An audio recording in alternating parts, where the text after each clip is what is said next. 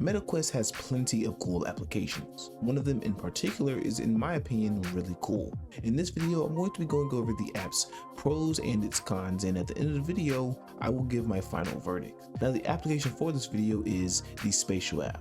At an okay price, you can have this pretty cool application on your Quest. Now, no, I am not sponsored by the developers, so I'm going to be blatantly honest. If there are issues, I will be speaking on them. If there are cool features, I will also be speaking on those. I will be talking about pricing, things I like, and things I don't like. So, let's begin. First off, this application is a pretty decent $10. Now, in my opinion, you're pretty much paying for a launcher. The way that Android and Windows have launchers you can get that nicely sort your applications or games and give you a nice interface, that is pretty much what this is. But still, $10 is not a bad price. Do I think that this should cost at all? Not really, but I can see the reasoning behind doing so. I think they should have went the route that most other launchers go, where the base features are free and specific features are held behind a one-time purchase. But nonetheless, for the price, this application is not bad at all. What I do notice is that either they found a tricky way to customize the already built-in applications, or these applications are literally installed locally. Regardless, they actually put a lot of effort into the way these applications look. They look very clean and look like you're on a specific headset that I just can't seem to remember. The app drawer looks really good and has some pretty original icons, and it seems that there is a very wide range of applications. Also, they didn't just route these system applications like settings to the meta settings, so that's a plus. Also, there is a wide range of backgrounds you can use, including pass-through. Most of them look really high quality and don't blind you.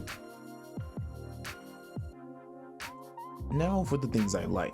Personally, I love the backgrounds. For this video, you won't see a recording of pass-through, but it definitely works well and makes you feel as if you're using another type of headset. As I've mentioned, they are high quality and work really well with the interface. Another thing I like is the sleek look of the app drawer. You can use plenty of different applications, and within my use of YouTube in the browser, it seems that they have optimized them very well for their use in this application. This application has a very creative method for opening and closing the interface also.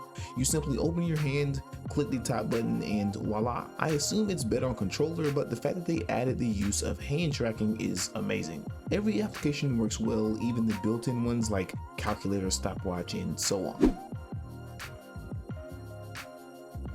Now for the things I dislike, and I could just go on and on attempting to nitpick small things, but to be honest, it's mostly good. There are things I can talk about though, like the hand tracking. It isn't the greatest with clicking the buttons on your hand, but that's probably just for me. Another thing I dislike is the lack of the ability to use your virtual environment in this, but I've yet to see anything like this, so maybe that's not possible yet. Another issue, which may just be user error, is the fact that when you open an application that uses searching like Google and YouTube, the keyboard auto opens, and not only is the keyboard behind the window, but sometimes it just doesn't work. That's a small issue though. I feel that it's easy to get over an issue like that. I would also prefer the ability to uninstall applications. It's just the minimalism in me to want to remove applications I don't use or find useful.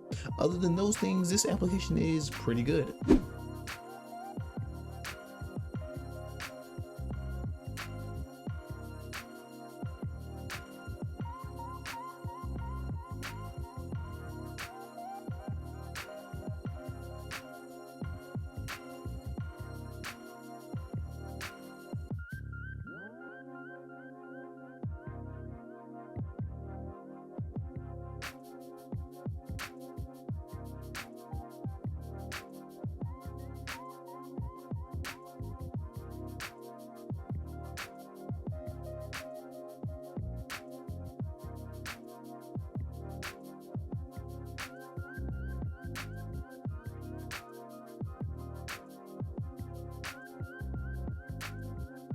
So, after talking about the things I like and dislike and describing the main features of this application, I would suggest that if you love the interface of the you know what headset, then you should get this application. To be honest, I've had it on my Quest, but I simply haven't used it. One, because I don't really use the headset much, and two, if I use it, I'm either playing Quest Link or playing built-in games. I don't browse on it or watch YouTube. For the people who do that though, this is indeed the application for you. This is pretty much a app launcher for specifically apps, not games. Thanks for watching this video. If you found this video helpful, please make sure to like and subscribe, and I will see you guys in the next one.